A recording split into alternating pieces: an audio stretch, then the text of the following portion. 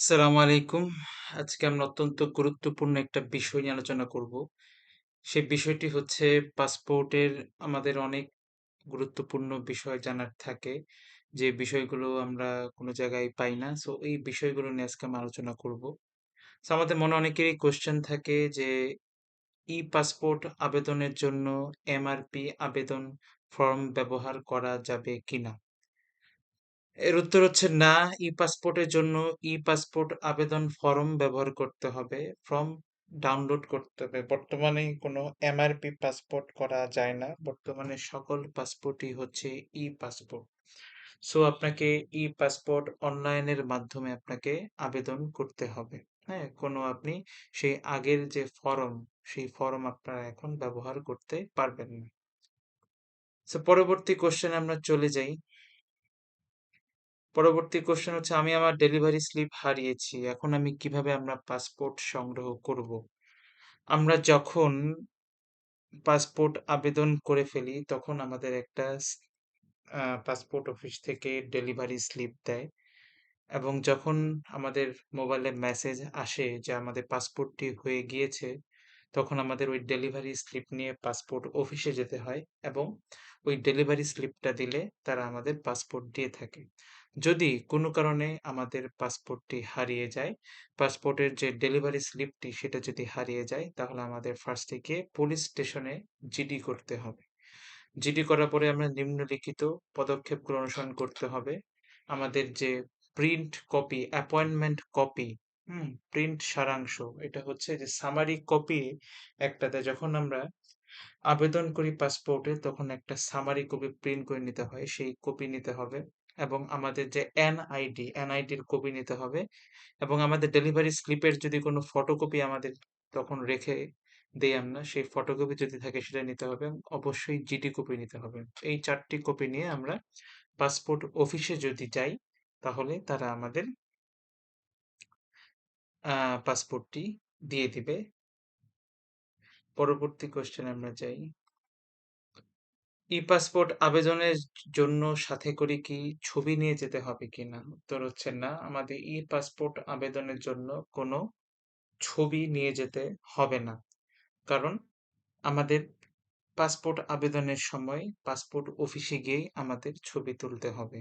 So আমাদের কোনো ছবি নিয়ে যেতে হবে না। বাট ব্যতিক্রম রয়েছে কাদের ক্ষেত্রে?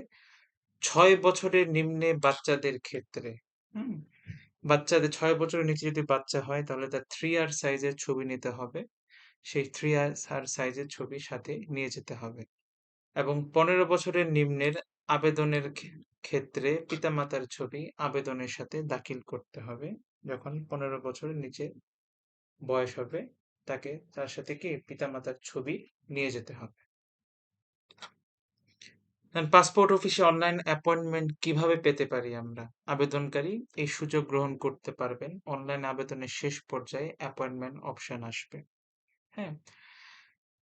আ অ্যাপয়েন্টমেন্ট স্লট ও অ্যাপয়েন্টমেন্ট নির্ধারিত সময় অনুযায়ী পাসপোর্ট অফিসে উপস্থিত হতে হবে। আপনি যদি নিয়োগপত্রের জন্য দেরি করে থাকেন অথবা এটি মিস করেন তাহলে আপনি শুধুমাত্র নিয়মিত অপেক্ষমান লাইনে যোগ দিতে পারবেন, যা একটি দীর্ঘ অপেক্ষার সময় হতে পারে। তাই নিশ্চিত করুন যে আপনি আরো একটু তাড়াতাড়ি আসছেন। তার মানে যে আপনারা যে পাসপোর্ট আবেদন করবেন, আবেদন করার শেষ আবেদন করার সময় তখনই আপনাকে শিডিউল নিজেকে সিলেক্ট করতে হবে। আপনি কোন বারে করবেন, কোন তারিখে করবেন, কয়টার সময় যাবেন। এই ৩ টা অপশন পাসপোর্ট আবেদনের সময়ে আসে। সো ওই সময় আপনাকে এমনভাবে সময় নির্বাচন করতে হবে যে আপনি ওই সময়ে অবশ্যই পাসপোর্ট অফিসে উপস্থিত থাকবেন। আপনি যদি বলেন যে আমি ১৭ তারিখ রবিবার যাব, অবশ্যই আপনাকে ১৭ তারিখ রবিবার যেতে হবে। আপনি যদি ১৮ তারিখ যান বা ১৬ তারিখ যান, সেক্ষেত্রে তারা আপনার পাসপোর্ট নিবে না, আপনার আবেদন গ্রহণ করবে না এবং এতে আপনাকে অনেক হয়রানির শিকার হতে হবে।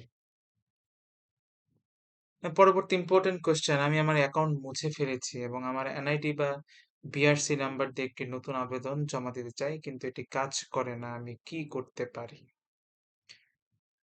কোনো ই-পাসপোর্ট অ্যাপ্লিকেশন জমা দেওয়ার সাথে, সাথে আপনি অনলাইন আ অনলা আ অনলাইন পোর্টালে অ্যাপ্লিকেশন ডাটার পরিবর্তন করতে পারবেন না। এমনকি যদি আপনার অ্যাকাউন্টটি মুছে ফেলেন, একটি নতুন অ্যাকাউন্ট খুলেন, তাহলে আপনি সেখানে অ্যাক্সেস করতে পারবেন না। দ্যাট মিনস কোনো কারণে আপনার মনে হলো যে আপনি আপনার যে তথ্যগুলো আপনি দিয়েছেন পাসপোর্টে, গিয়ে আপনার আবেদন করার পর দেখলেন তথ্যগুলো ভুল। তখন যদি আপনি আপনার এই অ্যাকাউন্ট, হ্যাঁ?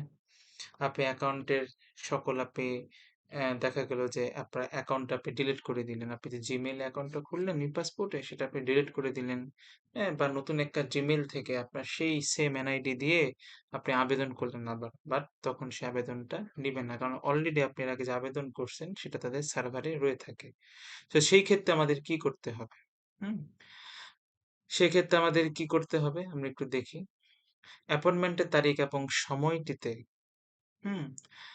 আপনাকে পাসপোর্ট অফিসে যোগাযোগ করুন। পাসপোর্টের জন্য তালিকাভুক্তির সময় আপনার আবেদনের ডেটাতে ভুলগুলি সংশোধন করা যেতে পারে। সঠিক তথ্যটি এনআইডি ও পূর্বের পাসপোর্ট যদি থাকে অথবা সরকারি নথি দ্বারা প্রমাণিত হতে হবে। আপনাকে কমপক্ষে আপনার অনলাইন নিবন্ধকরণ আইডি সরবরাহ করতে হবে যা আপনাকে ইমেইলের মাধ্যমে পাঠানো হয়েছিল। এই নম্বরটি দিয়ে আপনার অ্যাপ্লিকেশনের পরবর্তী প্রক্রিয়া সম্পন্ন করা হয়।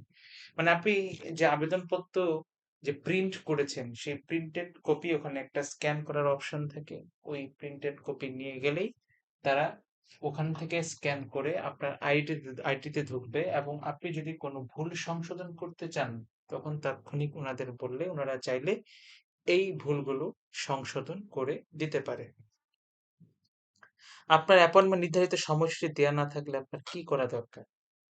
কোনো অ্যাপয়েন্টমেন্ট মোছার পর আপনি আর এই আবেদনের জন্য অ্যাপয়েন্টমেন্টের সময় নির্ধারণ করতে পারবেন না। বর্তমানে আরপিও গুলো কেবলমাত্র অ্যাপয়েন্টমেন্টের মাধ্যমে অ্যাপ্লিকেশন গুলো প্রক্রিয়া করে থাকে। তাহলে আপনি কি করতে পারেন? আপনি যদি এখনো ফি প্রদান না করে থাকেন, নিবন্ধকরণ জমা দেওয়ার পরে আপনার আবেদনটির মেয়াদ ২০০ দিন পরে স্বয়ংক্রিয়ভাবে শেষ হয়ে যাবে। এরপরে আপনি আপনার এনআইডি বা দিয়ে একটি নতুন রেজিস্ট্রেশন জমা দিতে পারবেন। আপনাকে আরো ২০০ দিন অপেক্ষা করতে হবে। প্রায় ৬ মাস, ৭ মাস অপেক্ষা করতে হবে। ৭ মাসের পর আপনার এই আবেদনটি অটোমেটিক ভাবে ডিলিট হয়ে যাবে। এরপরে আপনারা আবেদন করতে পারবেন। সো এটা একটা সহজ সমাধান আছে। আপনার যদি কোনো আ চোখে ভুল পড়ে যাবে, একটা ভুল করেছেন, অবশ্যই আপনাকে যেটা করতে হবে, ফার্স্ট এ আপনাকে পাসপোর্ট অফিসে যেতে হবে। পাসপোর্ট অফিসে গিয়ে যে সহকারী পরিচালক বা অ্যাসিস্ট্যান্ট ডিরেক্টর রয়েছে, তার রুমে আপনি যাবেন। গিয়ে বলবেন যে, "আমার এই তথ্যগুলো ভুল হয়েছে, এটা সংশোধন করতে পারবো।"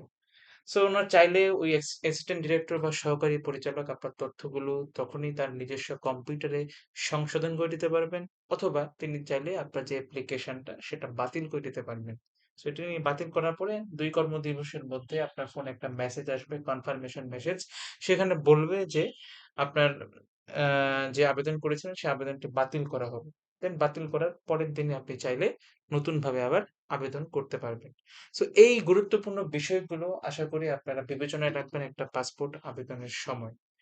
সো আশা করি আপনাদের ভিডিওটি ভালো লেগেছে। এই ভিডিওটি সম্পর্কে যদি কোনো আপনাদের আ জানার থাকে বা পাসপোর্ট সম্পর্কে যদি কোনো কিছু জানতে চান, অবশ্যই আমাকে আপনি কমেন্ট করে জানাবেন।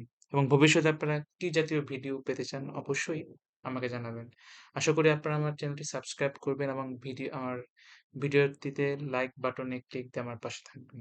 সো সবাই ভালো থাকুন। ভবিষ্যতে নতুন কোনো ভিডিও দেখার অপেক্ষায়। আসসালামু আলাইকুম।